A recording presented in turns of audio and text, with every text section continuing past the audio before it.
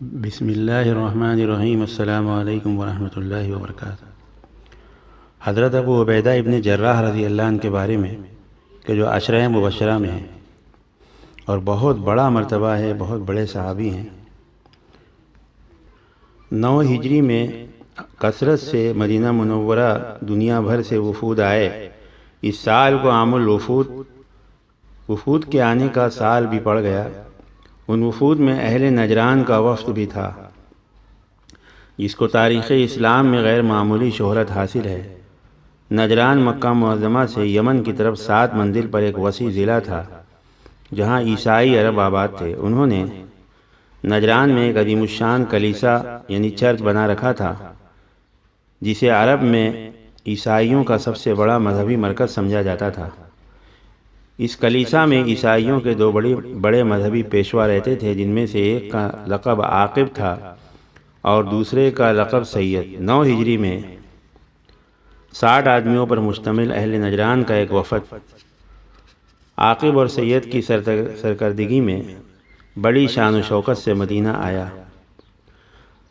سرور عالم صلی اللہ علیہ وسلم ان لوگوں کے ساتھ بڑی عزت اور اکرام سے پیش آئے اور ان کو نہایت بلیغ انداز میں اسلام کی دعوت دی، لیکن قبول حق کے بجائے انہوں نے کج بیسی شروع کر دی۔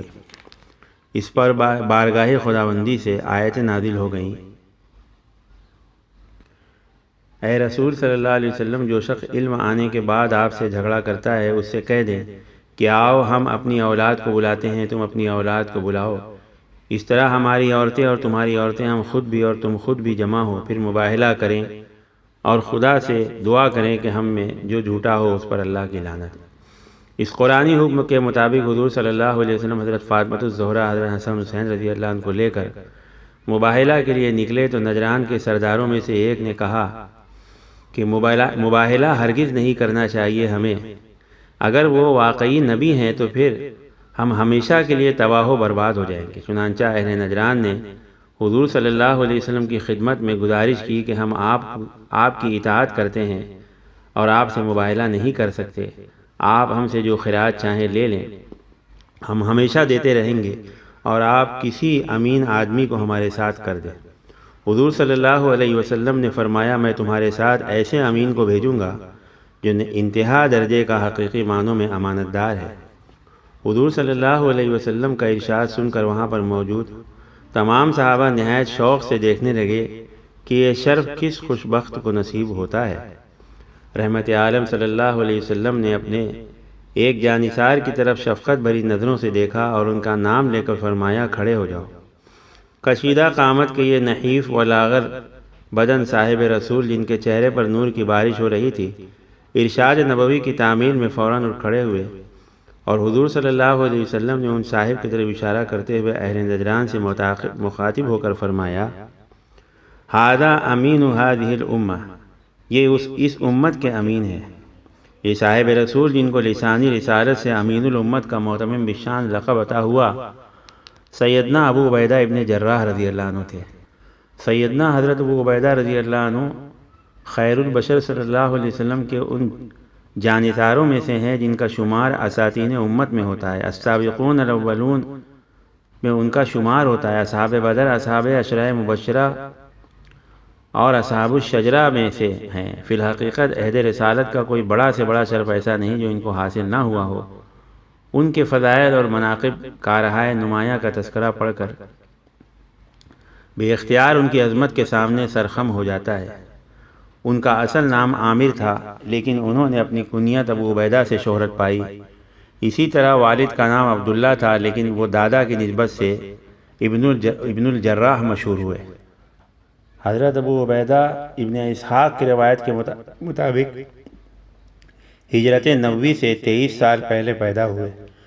حضرت ابو عبیدہ نے بعثت نبوی کے ابتدائی زمانے میں اسلام کو قبول کیا۔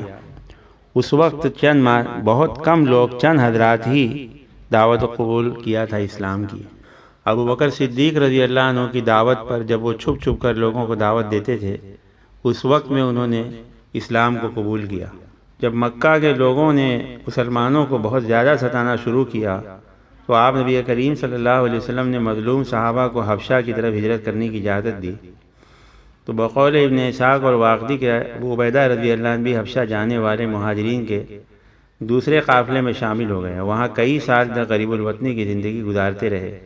بالآخر حضور صلی اللہ علیہ وسلم کی ہجرت المدینہ سے کچھ عرصے پہلے مکہ واپس آ گئے، اور 13 بعثت میں سرکار دو عالم صلی اللہ علیہ وسلم نے صحابہ اکرام کو مدینہ کی طرف ہجرت کرنے کا حکم دیا، تو حضرت ابو عبیدہ رضی اللہ عنہ بھی دوسرے مہاجرین کے ہمراہ مکہ کو الوداع کہہ کر مدینہ آ گئے۔ واقدی کا بیان ہے کہ ہجرت کے بعد انہوں نے کچھ عرصے قباء میں حضرت کلثوم بن حرم کے مکان میں قیام کیا۔ مدینہ منورہ میں آنے کے بعد آپ نبی کریم صلی اللہ علیہ وسلم نے جب صحابہ میں بھائی بندی کرائی تو ابو عبیدہ رضی اللہ تعالیٰ عنہ کو بھائی سید الاوس حضرت سعد ابن معاذ رضی اللہ عنہ کو بنایا گیا۔ 3 ہجری میں غزوہ احد پیش آیا تو حضرت ابو عبیدہ رضی اللہ عنہ نے اس نہایت جوش و بارفتگی سے اپنی بہادری دکھائی اور شروع سے آخر تک ایسی استقامت کا مظاہرہ کیا کہ کافروں کے ہوش اڑ گئے۔ جب ایک اتفاقی غلطی سے لڑائی کا پانسا پلٹ گیا تو سرکار دو عالم صلی اللہ علیہ وسلم زخمی ہو گئے، تو حضرت ابو عبیدہ رضی اللہ عنہ بیتاب ہو گئے اور اپنے عشق رسول کا حیرت انگیز ثبوت دیا۔ حضرت ابو بکر صدیق رضی اللہ عنہ سے روایت ہے کہ میں نے دیکھا کہ ایک شخص رسول کریم صلی اللہ علیہ وسلم کو اکیلا پا کر مشرق کی جانب سے پرندے کی طرح فضا میں پرواز کرتا ہوا تیزی سے حضور صلی اللہ علیہ وسلم کی طرف بڑھتا چلا آ رہا ہے۔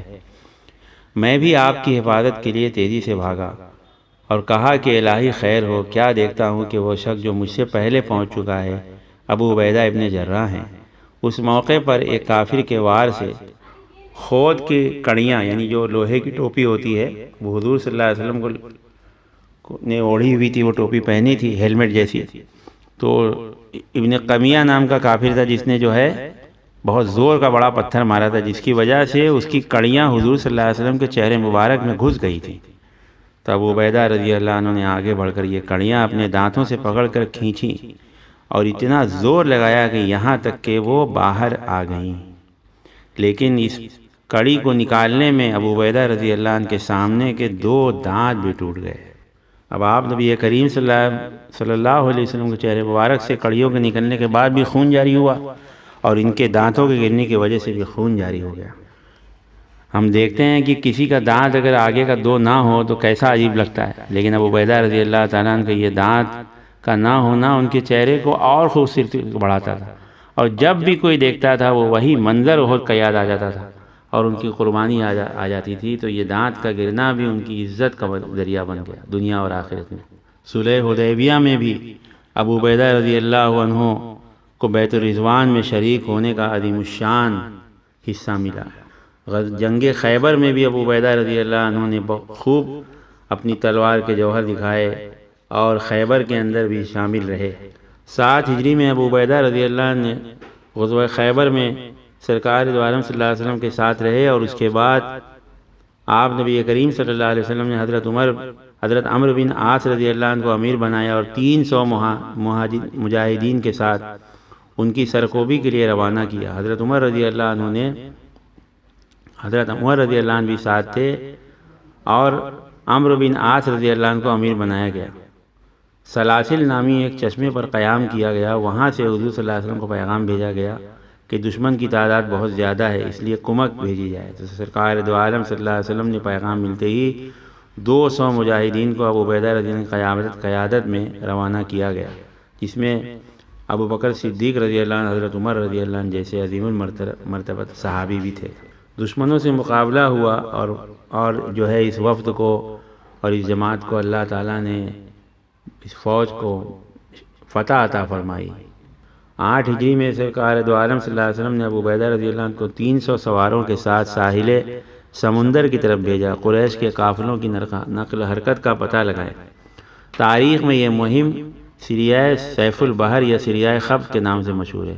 سیف البحر سمندر کے کنارہ اس لیے کہ مجاہدین سمندر کے ساحل پر قیام کرنا پڑا، اور خبز اس لیے کہ اس مہم میں سامان رست ختم ہو جانے کے باعث مجاہدین کو درختوں کے پتے پر گزارا کرنا پڑا۔ جو پتے لکڑی وغیرہ مار کر درختوں سے جھاڑے جاتے ہیں انہیں خبز کہتے ہیں۔ ابن عثیر کا بیان ہے کہ ابو عبیدہ رضی اللہ عنہ کے ماتحت لشکر میں ابو بکر صدیق، حضرت عمر رضی اللہ عنہ بھی شامل تھے، اور بخاری میں حضرت جابر بن عبداللہ انصاری رضی اللہ تعالیٰ نے اس مہم کا حال کہتے ہیں کہ حضور صلی اللہ علیہ وسلم نے ایک مہم میں ساحل سمندر کی طرف بھیجی، اس میں ابو عبیدہ ابن جراح رضی اللہ عنہ کو امیر بنایا۔ 300 آدمی تھے۔ ہم چلے، کچھ راستہ طے ہوا تھا کہ زادرہ ختم ہو گیا، سفر کا سامان، کھانے پینے کا سامان ختم ہو گیا، صرف کھجور کی 2 تھیلیاں بچیں۔ ابو عبیدہ رضی اللہ عنہ روزانہ ہم کو تھوڑی تھوڑی کھجوریں دیتے تھے، یہاں تک کہ صرف ایک کھجور پر نوبت آ گئی اور بھوک کی سخت تکلیف تھی، تو ہم نے درختوں کے پتے جھاڑ جھاڑ کر کھائے۔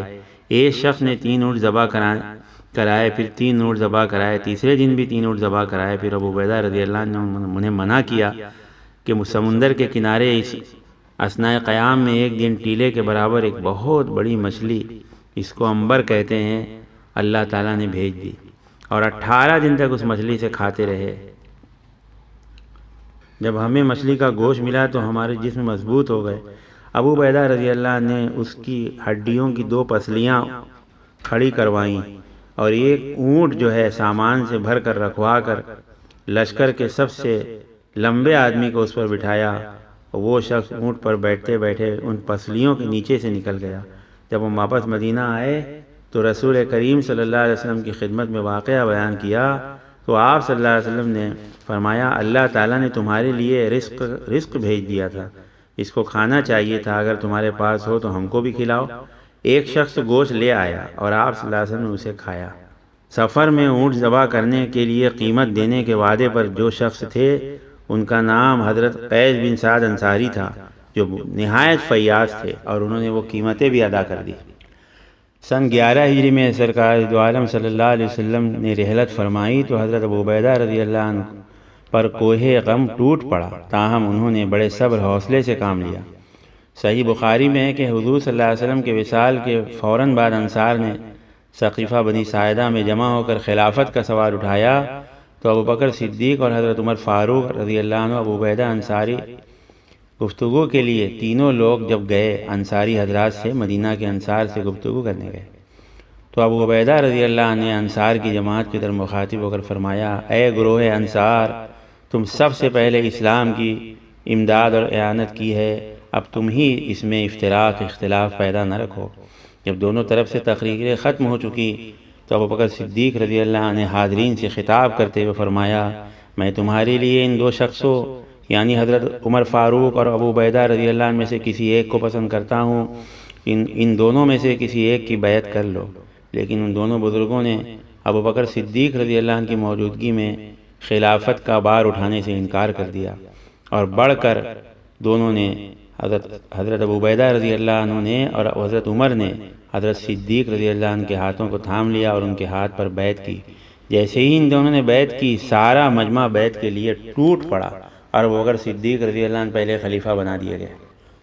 13 ہجری کو اجنادین کے قریب فریقین کے درمیان گھمسان کا رن پڑا، رومیوں کے درمیان اور مسلمانوں کے درمیان۔ رومیوں نے پرزور مزاحمت کی، لیکن مسلمانوں کے جوش ایمان کے سامنے ان کی کچھ پیش نہ چلی۔ وہ میدان جنگ میں اپنے 3000 آدمی گنوا کر بھاگ کھڑے ہوئے۔ مسلمانوں نے رومیوں کا پیچھا کیا تو راستے میں انہیں ایک تنگ گھاٹی ملی، جس میں صرف ایک آدمی گزر سکتا تھا۔ جو مسلمان اس مقام سے پار ہو گئے، ان سے رومی لڑنے لگے۔ مجاہدین میں حضرت عمرو بن عاص رضی اللہ عنہ کے بھائی حضرت حشام بن ابی العاص بھی تھے۔ وہ سابقون الاولون میں سے تھے، 2 ہجرتوں سے بھی ممتاز تھے۔ جو ہی اس تنگ گھاٹی سے گزرنے لگے، ایک رومی نے تیر مار دیا۔ اس تیر کو لگنے سے وہ شہید ہو کر اسی گھاٹی میں گر گئے جو بہت تنگ تھی۔ اب جو مسلمان وہاں پہنچتا تھا، حضرت حشام کی لاش پر گھوڑا لے جانا گوارا نہیں ہوتا تھا، وہیں رک جاتا تھا۔ حضرت عمرو بن عاص نے یہ کیفیت دیکھی، انہوں نے مسلمانوں کو للکار کر کہا، مسلمانوں، اللہ تعالیٰ نے ہمارے بھائی کو رتبہ شہادت پر فائز کیا، اس کی روح کو اٹھا لیا، یہاں تو اب صرف ان کا جسم ہے، اس لیے تم لوگ ان کی ناچ سے گھوڑے لے جاؤ اور گھاٹی کے پار مسلمانوں کی مدد کو پہنچو۔ یہ کہہ کر انہوں نے اپنا گھوڑا بڑھایا، ساتھ ہی دوسرے لوگ بھی چل پڑے۔ حضرت حشام رضی اللہ عنہ کی لاش کے ٹکڑے ٹکڑے ہو گئے، لیکن مسلمانوں نے رومی بھگوڑوں کے پیچھا کیا اور ان کے پرخاشے اڑا دیے۔ اختتام جنگ کے بعد وہ واپس ہوئے تو ان کی نعشوں کے ٹکڑوں کو بوروں میں بھر کر دفن کیا۔ مارکائے اجنادین کے بعد خالد بن ولید حضرت ابو عبیدہ رضی اللہ عنہ دمشق کا محاصرہ کیا۔ دمشق کا محاصرہ جاری تھا، حضرت ابوبکر صدیق رضی اللہ عنہ نے وفات پائی، حضرت عمر فاروق رضی اللہ عنہ خلیفہ بنائے گئے۔ عہد فاروقی کے اوائل ہی میں ایک دن حضرت خالد بن ولید قلعے کے یعنی شہر کی فصیل پھان گئے اور اس کو پار کر کے شہر کے دروازے کھول دیے۔ ابو عبیدہ رضی اللہ عنہ شہر کے دوسرے دروازے سے اپنی فوج کے ساتھ تیار کھڑے تھے، فوراً شہر کے اندر داخل ہوئے۔ شہر والوں نے ہتھیار ڈال لیے، یعنی دوسری طرف کے لوگوں نے۔ ابو عبیدہ رضی اللہ عنہ نے صلح کر لی۔ خالد رضی اللہ عنہ کو حکم نہ تھا، خالد رضی اللہ تعالیٰ عنہ کو اس کا علم نہیں تھا۔ وہ شہر کے دوسرے حصے میں عیسائیوں سے لڑتے لڑتے آگے بڑھ رہے تھے۔ شہر کے بیچ میں دونوں کا مقابلہ، مطلب دونوں کا وہ ملاقات ہو گئی۔ ایک طرف فوج کے ساتھ خالد رضی اللہ عنہ، دوسری طرف ابو عبیدہ رضی اللہ عنہ، آمنا سامنا ہوا۔ ابو عبیدہ رضی اللہ عنہ نے خالد رضی اللہ عنہ کو بتایا کہ میں نے شہر والوں کو امان دے دی ہے اور تم بھی اپنا ہاتھ اب روک لو۔ خالد رضی اللہ عنہ نے اپنی تلوار کو نیام میں ڈال لی۔ ابو عبیدہ رضی اللہ عنہ نے خالد رضی اللہ عنہ مفتوحہ شہر کو بھی معاہدہ صلح میں شامل کیا اور دمشق پر پرچم اسلام پہلی مرتبہ لہرایا۔ 18 ہجری میں شام اور عراق میں طاعون کی خوفناک بیماری پھیلی۔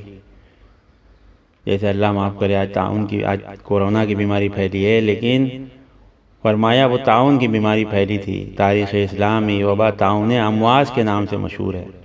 مسلمانوں کی اس وبا سے سخت نقصان پہنچا اور ہزاروں آدمی اس میں مبتلا ہو کر فوت ہو گئے۔ حضرت عمر فاروق رضی اللہ عنہ کو اس بیماری کی خبر پہنچی تو انہیں سخت افسوس ہوا اور اس کی تدبیر انتظام کے لیے خود تشریف لے گئے۔ ابو عبیدہ رضی اللہ عنہ فوج کے دوسرے افسروں کو سرغ کے مقام پر ملاقات ہوئی۔ حضرت عمر رضی اللہ عنہ نے اصحاب سے مشورہ کیا تو اکثر کی رائے یہ تھی اس مقام امواس سے ہٹ جانا چاہیے، لیکن ابو عبیدہ رضی اللہ عنہ اس رائے سے اختلاف کیا۔ چنانچہ حضرت عمر رضی اللہ عنہ نے منادی کرائی، عام اعلان کرایا کہ کل ساری فوج میرے ساتھ یہاں سے کوچ کرے گی، یعنی نکل جائے گی۔ ابو عبیدہ رضی اللہ عنہ کو بہت غصہ آیا۔ انہوں نے حضرت عمر سے کہا، اے عمر، کیا آپ تقدیر الہی سے بھاگ رہے ہیں؟ حضرت عمر نے جواب دیا، ابو عبیدہ، کاش یہ بات تمہارے سوا کسی اور کے منہ سے نکلتی۔ میں تقدیر الہی ہی کی طرف تو بھاگتا ہوں۔ خود ہی بتاؤ، اگر کچھ اونٹوں کے ساتھ تمہارا گزر ایسی وادی سے ہو جس کے 2 کنارے ہو، ایک بنجر ویران ہو، دوسرا سرسبز شاداب ہو، تو کیا سرسبز شاداب حصے میں اونٹ کو چرانا تقدیر الہی کے موافق نہیں ہوگا؟ اس کے بعد حضرت ابو عبیدہ رضی اللہ عنہ اپنی رائے پر قائم رہے اور کہا کہ اللہ کے نبی کی وہی بات بتائی ہوگی کہ حضور صلی اللہ علیہ وسلم نے فرمایا جہاں بیماری پھیلے تو وہاں سے نہ جاؤ نہ وہاں سے نکلو، اسی پر قائم رہے۔ ابو عبیدہ رضی اللہ عنہ حضرت عمر رضی اللہ عنہ مدینہ منورہ واپس جا کر ابو عبیدہ رضی اللہ عنہ کو خط لکھا جس میں مدینہ منورہ آنے کے لیے ان کو کہا گیا۔ ابو عبیدہ رضی اللہ عنہ سمجھ گئے امیر المومنین انہیں اس علاقے سے نکالنا چاہتے ہیں۔ انہوں نے جواب دیا، امیر المومنین، آپ مجھے جس غرض کے لیے مدینہ بلانا چاہتے ہیں اسے میں سمجھ گیا۔ میں مسلمانوں کی فوج میں ہوں، میرا دل ان سے جدا ہونے کو تیار نہیں ہے، اس لیے مجھے یہیں رہنے دیں۔ حضرت عمر رضی اللہ عنہ خط پڑھنے کے بعد جواب پڑھ کر بہت رو پڑے اور ابو عبیدہ رضی اللہ عنہ کو ایک خط اور لکھا جس میں لکھا کہ اس وقت فوج جس مقام پر ہے وہ مرطوب نیچا ہے، اس لیے لشکر کو اونچی جگہ چلے جانا چاہیے۔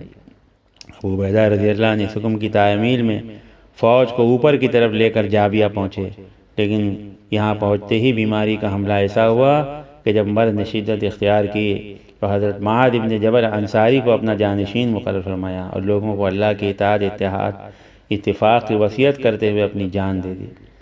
اور اسی بیماری میں حضرت ابو عبیدہ کا بھی انتقال ہو گیا۔ ان کی عمر 58 سال کی تھی۔ معاذ بن جبل نے تجہیز و تکفین کا سامان کیا اور مسلمانوں کے نہایت زبردست خطبہ دیا۔ حضرت معاذ نے فرمایا، مسلمانوں، تم پر آج ایک ایسے شخص کی جدائی کی مصیبت آ پڑی ہے جس کی مثال میں نے خدا کے بندوں میں کسی کو نہیں دیکھا۔ وہ سب سے بڑھ کر درگزر کرنے والے تھے، سب سے زیادہ برائیوں سے پاک تھے، مسلمانوں کے سب سے زیادہ خیر اندیش تھے اور ان پر سب سے بڑھ کر شفیق تھے، مہربان تھے۔ اس لیے تم سب ان کے واسطے رحمت مغفرت کی دعا کرو۔ خدا کی قسم، اب ان جیسا شخص کوئی تمہارا سردار نہیں ہوگا۔ ابو عبیدہ رضی اللہ تعالیٰ عنہ کی زندگی کے ان کے خاندانی حالات بہت کم معلوم ہے۔ ایک روایت کے مطابق انہوں نے صرف ایک نکاح کیا۔ اہلیہ کا نام ہند بن جابر تھا۔ ان سے 2 لڑکے یزید اور عمیر پیدا ہوئے اور دونوں لاولد فوت ہوئے۔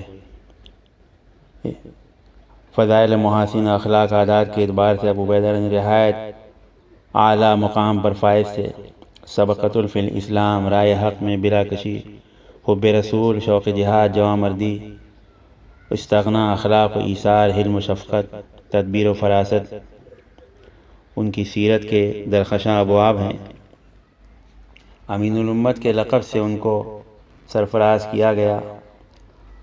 اور بتاتے ہیں ابو بکر صدیق رضی اللہ عنہ نے عرب کے مشہور شہ سوار قیس بن مکشوع کو مخاطب کر کے فرمایا، میں تم کو ابو عبیدہ امین الامت کی قیادت میں بھیج رہا ہوں، جو ایسے ہیں کہ ان کے ساتھ کوئی زیادتی بھی کرتا ہے تو وہ اسے برداشت کر لیتے ہیں، جو ان کے ساتھ برائی کرتا ہے اس کو معاف کرتے ہیں، جو ان سے تعلق کو توڑتا ہے اس سے تعلق پیدا کرتے ہیں۔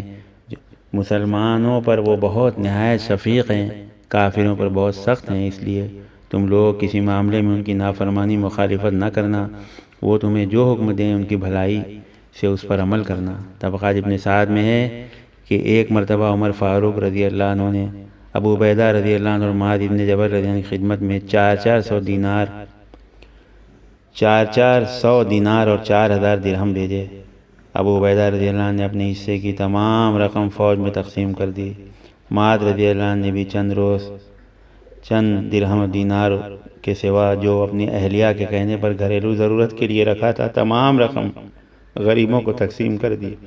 حضرت عمر فاروق رضی اللہ عنہ کو معلوم ہوا تو بے اختیار ان کی زبان پر یہ الفاظ جاری ہو گئے، الحمدللہ کہ مسلمانوں میں ایسے لوگ بھی موجود ہیں جن کی نظروں میں سونا چاندی کی کوئی حیثیت نہیں ہے۔ 17 ہجری میں جب بیت المقدس فتح ہوا، حضرت عمر بھی وہاں گئے تو سرداران فوج کا سیلاب امڑ آیا، سارے فوج جمع ہو گئی۔ عمر فاروق رضی اللہ عنہ نے ان میں ابو عبیدہ کو نہ پایا تو پوچھا، این اخی، میرے بھائی کہاں ہیں؟ لوگوں نے پوچھا، امیر المومنین آپ کس کے بارے میں پوچھ رہے ہیں؟ تو فرمایا ابو عبیدہ کے بارے میں رضی اللہ عنہ۔ اتنے میں حضرت ابو عبیدہ اپنی اونٹنی پر سوار آ پہنچے۔ دوسرے اصحاب میں سے اکثر نے فتوحات کے بعد اپنی معیار زندگی کی قدریں بدل لی تھی، لیکن ابو عبیدہ رضی اللہ عنہ کے ذیب بدن وہی سادہ معمولی لباس تھا جس میں حضرت عمر رضی اللہ عنہ نے انہیں مدینہ منورہ سے چلتے وقت دیکھا تھا۔ کہنے لگے، میرے بھائی کہتے ہوئے ان سے ملے اور معانقہ کیا اور مزاج پرسی کی۔ پھر ان کے گھر تشریف لے گئے تو دیکھ کر حیران رہ گئے۔ تلوار، ڈھال، اونٹ کے کجاوے کے سوا اور زمین پر کچھ کنکر وغیرہ بچھے تھے اور کسی قسم کا سامان نہیں تھا، اور ایک پیالہ تھا۔ حضرت عمر فاروق رضی اللہ عنہ کی آنکھیں نم ہو گئیں۔ فرمایا، ابو عبیدہ کاش تم ضروری سامان تو گھر میں رکھ لیتے۔ انہوں نے بے نیازی سے جواب دیا، امیر المومنین، ایک مسافر کے لیے یہی سامان کافی ہے۔ بیت المقدس کے قیام میں ایک دن عمر فاروق رضی اللہ عنہ نے مذاق کے طور پر کہا، بھائی اور لوگ تو ہماری دعوت کر چکے، تم نے مجھے دعوت نہیں دی کھانے کی دعوت، آج تم بھی میری دعوت کر دو۔ ابو عبیدہ رضی اللہ عنہ کیا، امیر المومنین، میں اس خیال سے خاموش تھا شاید آپ کو میری دعوت پسند نہ آئے، ورنہ میں بھی آپ کو دعوت دیتا۔ حضرت عمر فاروق ان کی جائے قیام پر تشریف لے گئے تو حضرت ابو عبیدہ رضی اللہ عنہ روٹی کے چند سوکھے ٹکڑے امیر المومنین کے سامنے لا کر رکھ دیے۔ امیر المومنین، میری تو یہ خوراک ہے اور دونوں وقت روٹی کے سوکھے ٹکڑے پانی میں بھگو لیتا ہوں، وہی کھاتا ہوں۔ حضرت عمر فاروق رونے لگے۔ فرمایا، شام میں آ کر سب ہی بدل گئے، لیکن ابو عبیدہ رضی اللہ عنہ ایک تم ہو کہ اپنی اسی وضع پر قائم ہو۔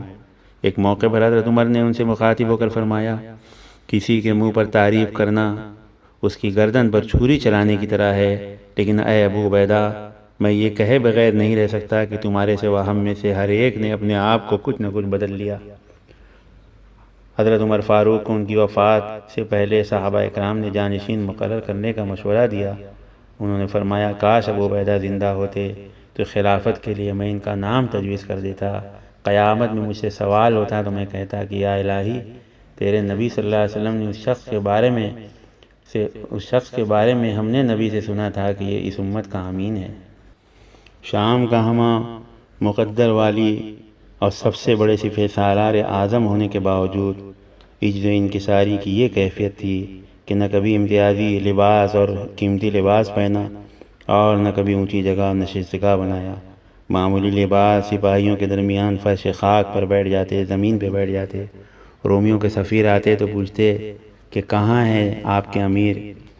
تو وہ پوچھتے جب دیکھتے کہ وہ زمین پر بیٹھے ہیں اور ایک دم سادگی کا لباس پہنے ہوئے ہیں اور کوئی پروٹوکول بھی نہیں ہے، تو ان کی مساوات کو دیکھ کر حیرت میں پڑ جاتے۔ فرماتے ہیں ایک مرتبہ ایک مسلمان سپاہی نے دشمن کے سپاہی کو پناہ دی۔ خالد بن ولید اور عمرو بن عاص رضی اللہ عنہ نے ان کو ماننے سے عذر کیا کہ ایک سپاہی نے پناہ دی ہے۔ ابو عبیدہ رضی اللہ عنہ کو معلوم ہوا تو انہوں نے فرمایا اس مسلمان مجاہد کی دی گئی پناہ کو رد نہیں کر سکتے، کیونکہ آپ صلی اللہ علیہ وسلم سے میں نے سنا ہے مسلمانوں کا ہر فرد سب کی طرف سے پناہ دے سکتا ہے۔ سچ تو یہ ہے کہ ابو عبیدہ رضی اللہ عنہ کی زندگی ایک نمونہ کی زندگی تھی، جس پہلو پر نظر ڈالیں تو نور ہی نور نظر آتا ہے۔ اللہ تعالی ہم سب لوگوں کو عمل کرنے کی توفیق عطا فرمائے، آمین۔ اس کو خود بھی ہم سنیں اور آگے تک بھی پہنچائے تاکہ ان کی زندگی صحابہ کی ہمارے آج کی نسلوں کو معلوم پڑے اور ان کی محبت ہمارے دلوں میں آ جائے۔